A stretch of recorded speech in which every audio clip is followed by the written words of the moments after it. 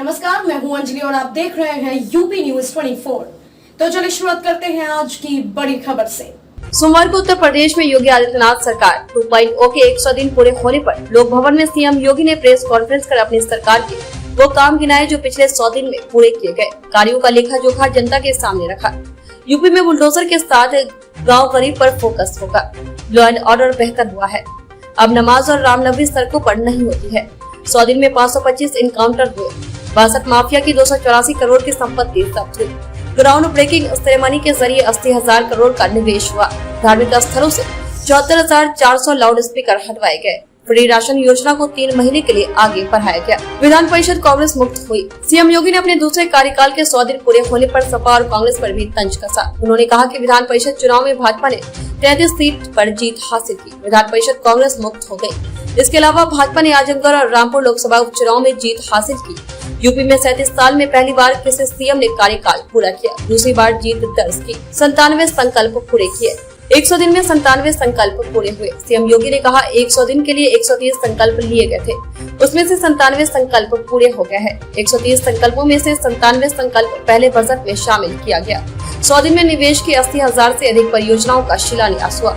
1400 से ज्यादा project cover हुए। $1 ट्रिलियन अर्थव्यवस्था के लिए 10 सेक्टर बनाए। हमने वो 10 सेक्टर जाने जिस पर कार्य योजना बनाकर यूपी की अर्थव्यवस्था का $1 ट्रिलियन तक पहुंचा सके। हर सेक्टर के लिए एक सीनियर अधिकारी की जिम्मेदारी तय की गई। 18 मंत्री समूह ने 18 कमिश्नरेट में 72 घंटे कैंप किया। जनता के बीच चौपाल की विकास कार्यों को भौतिक रूपरेखा देखा। अब बुलडोजर के साथ गाँव गरीब का विकास भी होगा। 15,000 करोड़ से 4 नए डेटा सेंटर। पहली बार ई पेंशन की योजना लागू हुई। डिजिटल इंडिया के युग में 15,000 करोड़ से 4 नए डाटा सेंटर बनाए जा रहे हैं। यूपी में डेटा सेंटर बनाने का हब बन रहा है। यूपी में डेटा सेंटर नीति लागू की है। इससे 4,000 नौजवानों को जॉब मिल सकेगी। ये विधान लागू हुआ है। आखिर सत्र इसी कार्यक्रम पर आयोजित हुआ। लॉ एंड ऑर्डर बेहतर हुआ तो यूपी में निवेश बढ़ा। 2017 से पहले यूपी के सामने पहचान का संकट था। केंद्र सरकार की कई योजनाएं लागू की गई, लेकिन राज्य सरकार की इच्छा शक्ति नहीं दिखती थी। 5 सालों में कानून व्यवस्था को हमने बेहतर किया, जिसका संदेश पूरे देश में गया। अब यहाँ निवेश बढ़ रहा है। ये अपराध और अपराधियों के खिलाफ जीरो टॉलरेंस की नीति का असर है। पुलिस के संरक्षण में कोई गलत काम नहीं हुए। 68,000 से ज्यादा अवैध पार्किंग स्थल हटवाए गए। धर्मस्थलों से 1.20 लाख लाउड स्पीकर हटवाए गए। इनमें वो भी शामिल है जिनका ध्वनि प्रदूषण को कम कराया गया। अब सड़कों पर सार्वजनिक कार्यक्रम नहीं होते। अब अलविदा की नमाज सड़क पर नहीं होगी।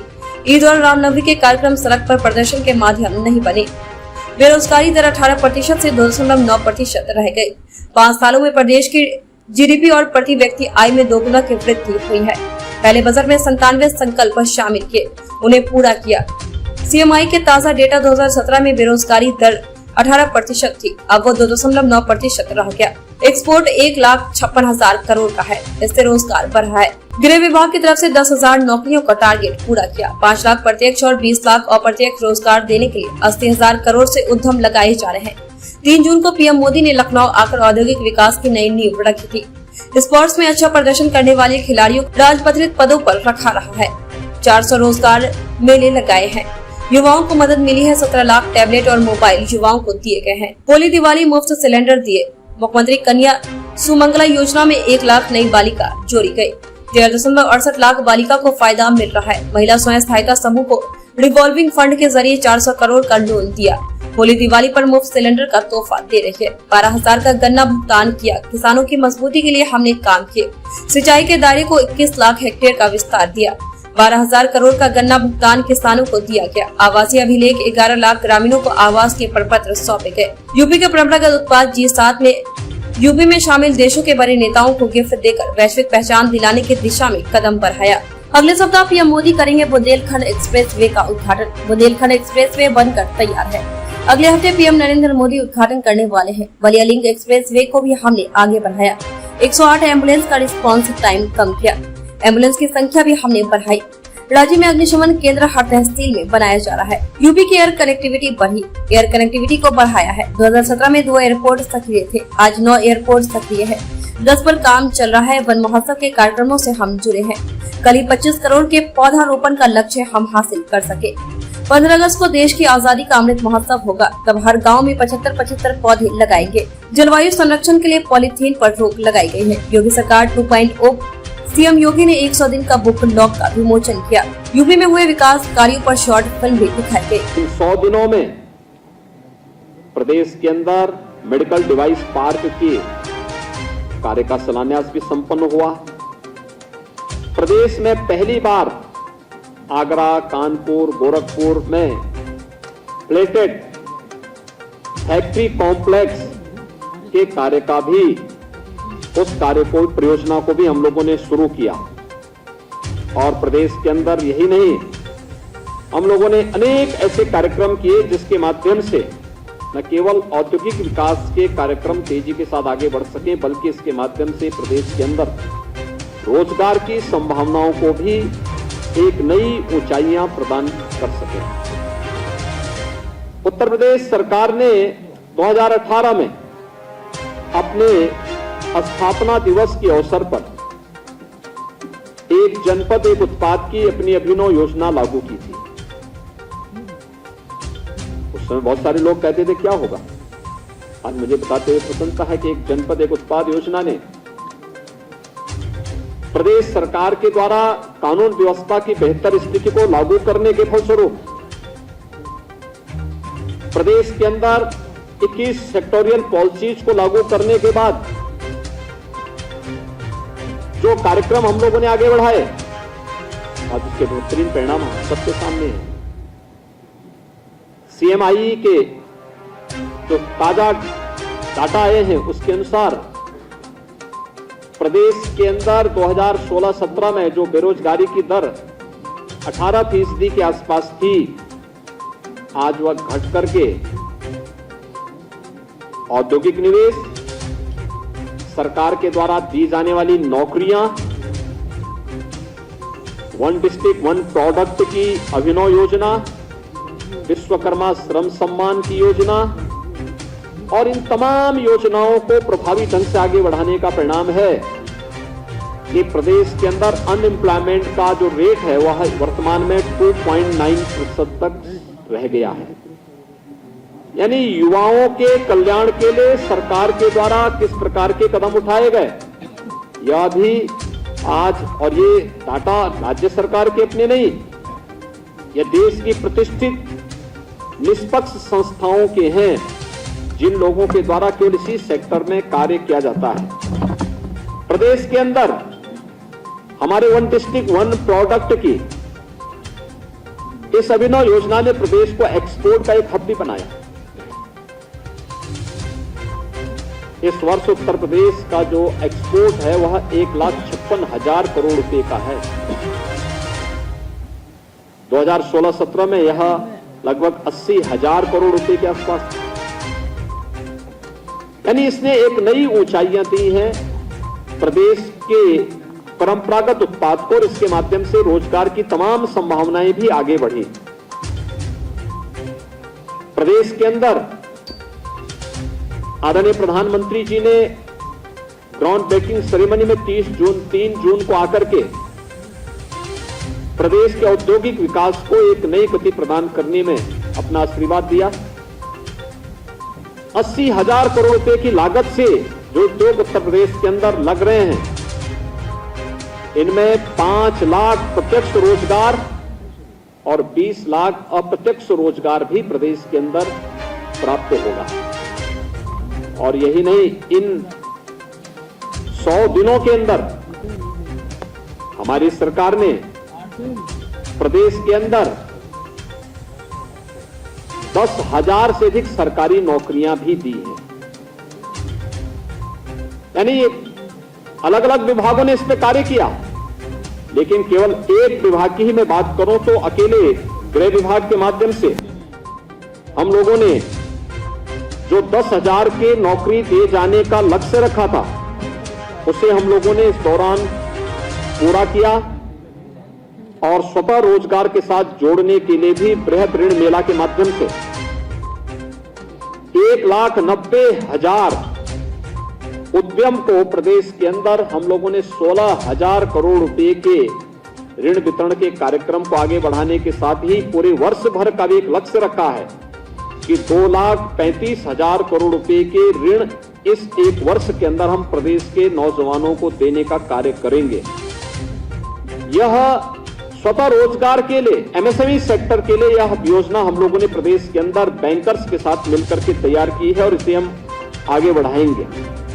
यही नहीं, प्रदेश के अंदर प्रदेश के युवाओं को डिजिटली समर्थ और सक्षम बनाने के लिए 17 लाख से अधिक युवाओं को टैबलेट अथवा स्मार्टफोन वितरण के कार्यक्रम को भी सफलतापूर्वक आगे बढ़ाने में हमें सफलता प्राप्त हुई है।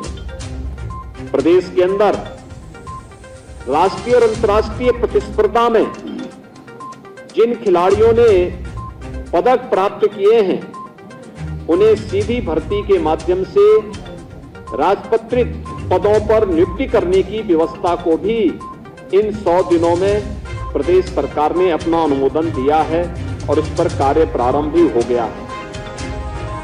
सम्मान निधि के माध्यम से प्रदेश के अंदर 2,55,000 किसानों को अब तक 2 करोड़ 55 लाख किसानों को 2 करोड़ 55 लाख किसानों को 47,265 करोड़ रुपए हस्तांतरित किए गए। और यही नहीं, 8 लाख कृषकों को 4,635 करोड़ का फसली ऋण भी वितरण करने का कार्य हुआ है। मित्रों, ग्रामोदय से राष्ट्रोदय की परिकल्पना कैसे साकार हो सकती है, यह भी अगर देखना हो तो आदरणीय प्रधानमंत्री जी के उस विजन में, जिसमें ग्रामीण क्षेत्र में आवासीय अभिलेख हर एक उस व्यक्ति को उपलब्ध कराने का जो बृहद कार्यक्रम चल रहा है, 100 दिनों में 11 लाख ऐसे घरोनी यानी ग्रामीण आवासीय अभिलेख प्रदेश के अंदर गांवों में वितरित किए गए। अब तक हम लोग जब से योजना चली, मार्च 2020 से योजना चली थी, 34 लाख परिवारों को ये सुविधा उपलब्ध करा चुके हैं। इसके साथ ही प्रदेश के अंदर ग्राम सचिवालय की परिकल्पना भी साकार हो रही है। उन्हें इंटरनेट की बेहतरीन कनेक्टिविटी से जोड़ते हुए गांव के अंदर ही बैंकिंग कॉरेस्पॉन्डेंट सखी बैंकिंग सेवाएं उपलब्ध करा रही हैं। विद्युत सखी विद्युत बिल को जमा करने का कार्य कर रही हैं और गांव के अंदर वे सभी प्रकार की सुविधाएं हम देने का कार्य कर रहे हैं। इन 100 दिनों में प्रदेश के अंदर इंफ्रास्ट्रक्चर डेवलपमेंट के भी बेहतरीन कार्य हुए। बुंदेलखंड एक्सप्रेसवे बनकर के तैयार है। आदरणीय प्रधानमंत्री जी अगले सप्ताह बुंदेलखंड एक्सप्रेसवे का उद्घाटन भी करने जा रहे हैं। गंगा एक्सप्रेसवे पर कार्य तेजी के साथ आगे बढ़ा है और बलिया लिंक एक्सप्रेसवे के कार्यक्रम को भी हम लोगों ने आगे बढ़ाया है। विगत 5 वर्ष के अंदर प्रदेश के अंदर एयर कनेक्टिविटी को बेहतरीन किया गया। आदरणीय प्रधानमंत्री जी की इस परिकल्पना को, जो उन्होंने कहा था कि हवाई चप्पल पहनने वाला भी हवाई जहाज की यात्रा कर सकता है, वह उत्तर प्रदेश ने साकार किया है। उत्तर प्रदेश के अंदर 2017 में 2 एयरपोर्ट क्रियाशील थे और 2 आंशिक क्रियाशील थे।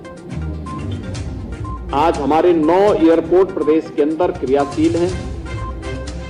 10 एयरपोर्ट पर कार्य चल रहा है और अभी हाल ही में हम लोगों ने एयरपोर्ट अथॉरिटी ऑफ इंडिया के साथ जो 5 हमारे नए राज्य सरकार के द्वारा नए एयरपोर्ट बनाए गए हैं, यहां पर उसके सर्विस और मेंटेनेंस की दृष्टि से उसे संचालित करने के एमओयू पर यहां पर हस्ताक्षर हुए हैं और अगले कुछ महीनों के अंदर आजमगढ़, अलीगढ़, श्रावस्ती, चित्रकूट और म्योरपुर सोनभद्र के इन 5 एयरपोर्ट को भी राज्य सरकार संचालित करने जा रही है, जिसमें एयरपोर्ट अथॉरिटी ऑफ इंडिया के साथ हम कार्यक्रम आगे बढ़ा रहे हैं।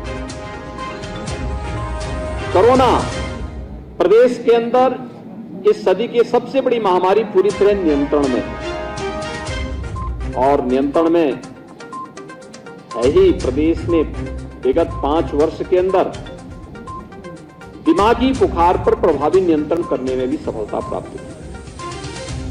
इन 100 दिनों में 2 बार संचारी रोग नियंत्रण के कार्यक्रम आगे बढ़े और उत्तर प्रदेश को कालाजार पर प्रभावी नियंत्रण करने का भी भारत सरकार का प्रतिष्ठित सम्मान प्राप्त हुआ।